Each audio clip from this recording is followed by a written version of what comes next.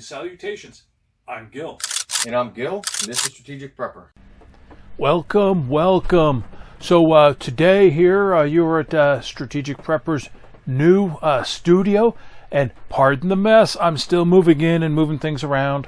But I do have my fireplace installed, so take a look at my fireplace. And so that is going quite well. And Junior is not here with me today because that guy is crazy. He's jumping out of airplanes. He calls it fun. Actually, he's having a blast. He's down now. I think he's in Florida. He's spent a couple of days. But anyway, so today, what we both want to share with you is a discussion on what to do if you realize that SHTF has happened and you didn't pull the trigger in time. There's a window of opportunity where typically we can act and we can take steps and take measures in relative safety. And if you miss that window and you realize, oh my gosh, I should have left. If you're bugging out, I should have left 2 days ago, but it's too late. I should have gone and done this. I should have secured that. All right, so that's what we're talking about. You didn't pull the trigger. All hope is not lost. So what are you going to do? So I'm going to be referring to my notes. You realized that this is it. The big ones happen. And it doesn't matter what it is, whether it's EMP, although that's pretty sudden, or economic or societal collapse, or whatever the big thing is. SHTF has happened. We're in it. And like I said, you didn't act. First thing to do, once you come to that realization, step one, stay calm. People who panic cannot think clearly. People who panic make bad decisions. People who panic do crazy things. And if you've been preparing, you've been getting ready for something like this, then you've got some resources. And even though you're taken by surprise, stay calm. Keep that clear frame of mind so that you can think through the process. Everything's not lost. You just have to get back on track. So once you have calmed yourself and said, okay, take a deep breath. Ooh, okay. This is it. I got to act. You can even do the om, the boom. But anyway, just take a deep breath, couple deep breaths. Let it out slowly. All right. The first actual action once you do that is you got to check your security. If things are deteriorating, check your personal security, check your area security. You're going to have to move a little bit quicker than you wanted. So if you're at your house, check your house. Make sure that doors are closed. Keep an eye on your neighborhood. Look down the street. See what's happening. Understand what's happening for security. All right. So you have taken care of your immediate security. You've checked your area. You've checked your personal circumstance. Now what you have to do is detach and evaluate. By that, what I mean is if you're in the middle of the supermarket and you're in the middle of the street, or you're in the middle of whatever is happening and there's chaos and there's panic brewing, there's trouble, there's anger. It doesn't have to be panic, but it could be just a sense of trouble. You want to detach yourself from that. Okay, and then you want to evaluate. All right, so what are we going to evaluate? First of all, what is happening? I mean, are we talking about a total breakdown? Are we talking about government roadblocks? Are there mass arrests? Are there no arrests? There are food riots.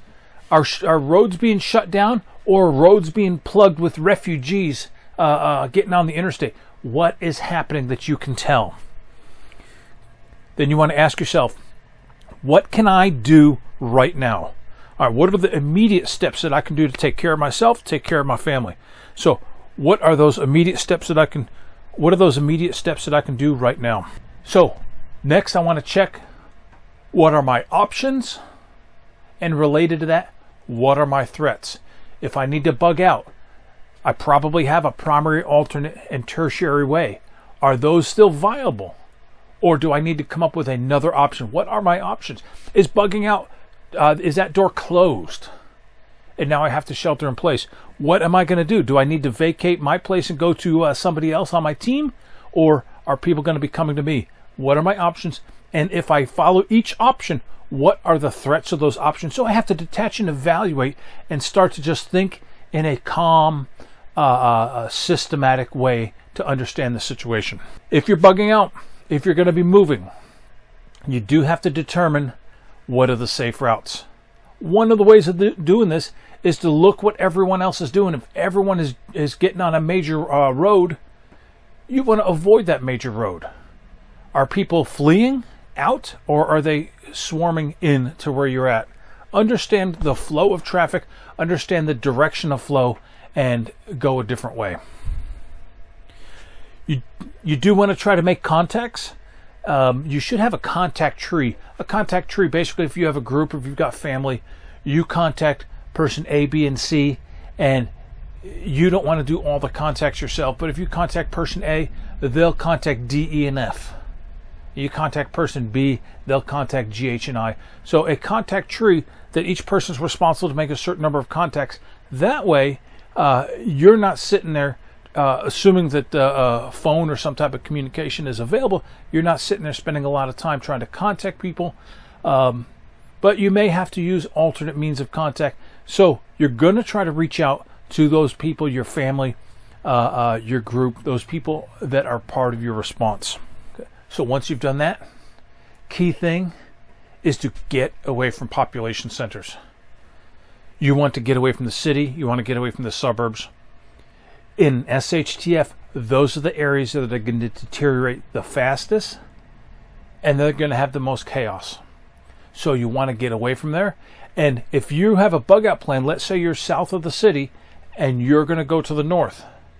Instead, you don't want to go through the city. You don't want to go through the city.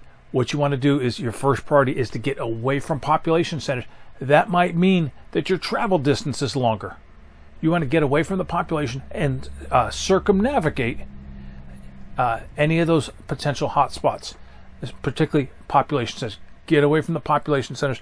And then once you're away from the population center, then execute the rest of your plan.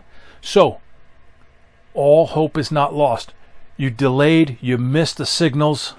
You're maybe a couple of days behind the curve. You still can implement. You still have things that you can do.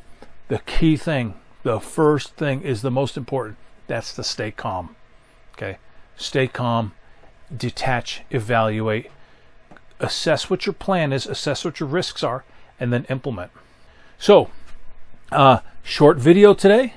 I just wanted to share, Junior and I, we just wanted to share this discussion. We have been reading a lot of people talking about what they will do, but you know, we've seen, like with COVID, people not recognizing until it's too late that things were happening. And if that's you, we want you to be successful. We want you to be able to implement your emergency plan, and we want you to be able to do it safely and keep you and yourself safe. So leave us some comments, ask us any questions, any thoughts that you've got on this. We definitely want to hear that. And give us a thumbs up and share us with a friend. And with that, I want to say stay safe and stay prepared.